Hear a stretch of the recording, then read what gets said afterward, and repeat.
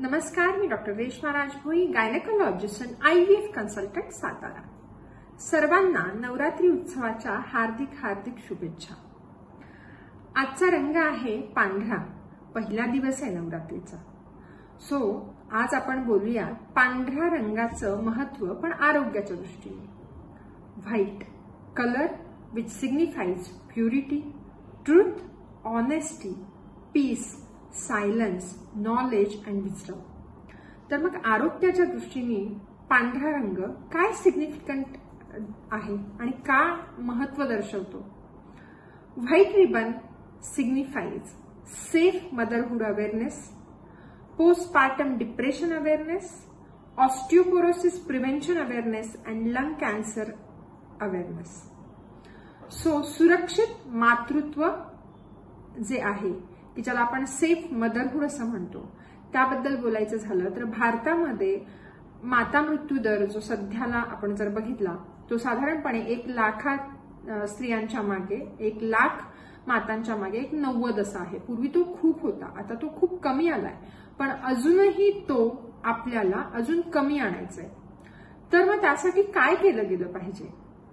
तर जर आपण योग्य आईची जर काळजी घेतली तर नक्कीच आपल्याला सुरक्षित मातृत्व आपण प्राप्त करणार आहोत. मग काळजी घ्यायचं म्हणजे नेमकं काय? तर ह्या सुरक्षित मातृत्वाचे 4 पिलर्स आहेत. पहिलं म्हणजे प्रसूतीपूर्व काळजी, प्रेग्नन्सी मध्ये घेतली जाणारी काळजी, कुशल सहाय्यकांच्या द्वारे डिलिव्हरी, इन्स्टिट्यूशनल डिलिव्हरी, प्रेग्नन्सी नंतर प्रसूती पश्चात आपण जी काही काळजी घेतो ती काळजी, आणि फॅमिली प्लॅनिंग. हे जे काही आहेत ह्या पिलर्सवरती नक्कीच सुरक्षित मातृत्व, सेफ मदरहुड हे आपल्याला प्राप्त होणार आहे. आणि खूप महत्वाचं, जर आई हेल्दी असेल तर नक्कीच समाज हेल्दी राहणार आहे.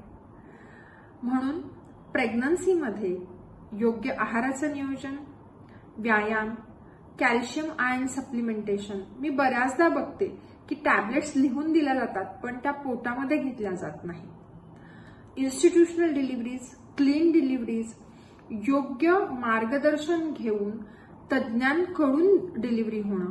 तसंच जर काही इमर्जन्सी म्हणजे आपत्कालीन काही परिस्थिती आली, म्हणजे जसं की जोखमीच्या काही शस्त्रक्रिया, जोखमीची काही डिलिव्हरी करावी लागली तर योग्य तज्ज्ञांच्या अंडर आपण ट्रीटमेंट घ्यावी. इन्स्टिट्यूशनल डिलिव्हरी की अंडर वन रूफ सगळं काही अवेलेबल आहे तिथे डिलिव्हरी करणं खूप महत्वाचं ठरतं. पुढचा मुद्दा येतो तो म्हणजे पोस्टपार्टम डिप्रेशन, प्रसूती पश्चात असणारं नैराश्य. खूप समाजाकडून हे निग्लेक्ट झालेलं आहे.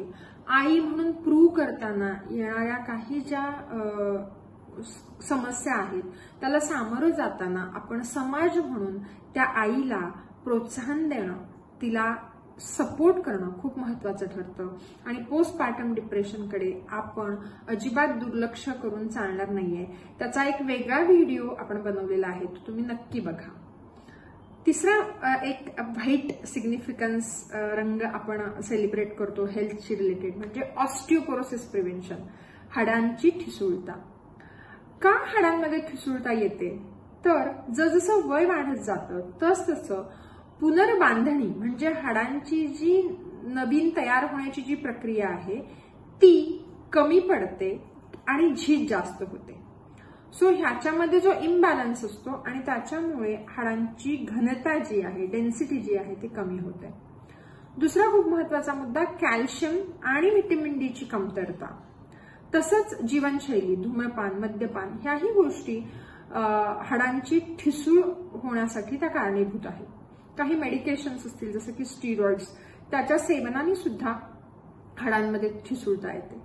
आणि म्हणून क्लिअरली बोन मास डेन्सिटी बघणं, डेक्सा स्कॅन, एक्सरे हे बघून जर बॅकएक असेल म्हणजे कंबर दुखणं असेल, बॉडी एक असेल, वीकनेस जर जाणवत असेल किंवा फ्रॅक्चर होण्याची जर हिस्ट्री असेल आपल्या कुटुंबामध्ये तर आपण नक्कीच ऑस्टिओपोरोसिसकडे लक्ष दिलं गेलं पाहिजे. आणि खूप सिंपल याची ट्रीटमेंट आहे. कोवळं ऊन, व्हिटॅमिन डी ज्याच्यामधून आपल्याला मिळते, कॅल्शियम सप्लिमेंटेशन, खूप सुपर रिच फूड्स आहेत कॅल्शियमचे, जसं की तीळ आहे, दूध दह्याचे पदार्थ आहेत, शेवगा, पालेभाज्या, नाचणी, राजीगरा, हे खूप अगदी सहज उपलब्ध होणारे पदार्थ आहेत. त्याच्या सेवनाने अगदीच गरज पडली तर डेफिनेटली कॅल्शियम आणि व्हिटॅमिन डीचे सप्लिमेंटेशन्स आपण डॉक्टरांच्या सल्ल्याने घेणं गरजेचं ठरतं.